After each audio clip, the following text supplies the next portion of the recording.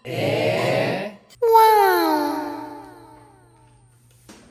gawa tayo ng kimchi, not the authentic way. It's just my preference.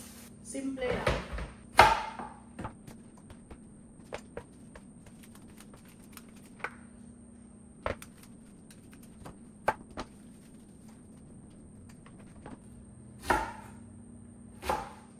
Just cutting them into bite size.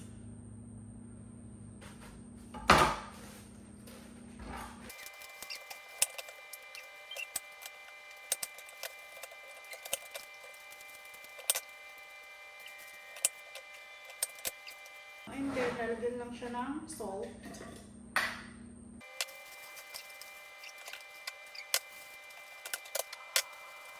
Bababad ko to ng for 2 hours and every 30 minutes, babalik na din na. So, yun na siya. Kumuha lang ako ng plate, then lalagay ko dito, tsaka yung pampabigat.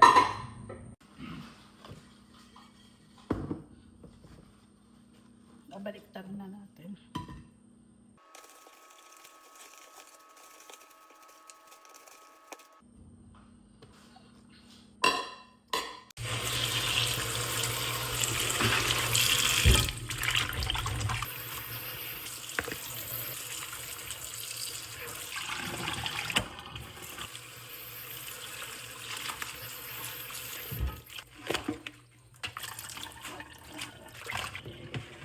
Gagamit tayo ng spinner para ma-drain talaga siya.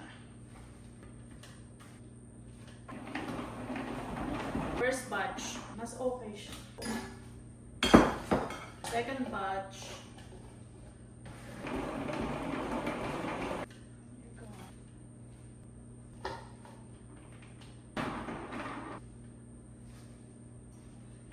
crushed pepper. So, onion powder. Sprinkle lang. Garlic powder. Lagyan lang ako ng konting salt kasi pinapagod ko ngayon ng salt. Fish sauce. Sugar. And then,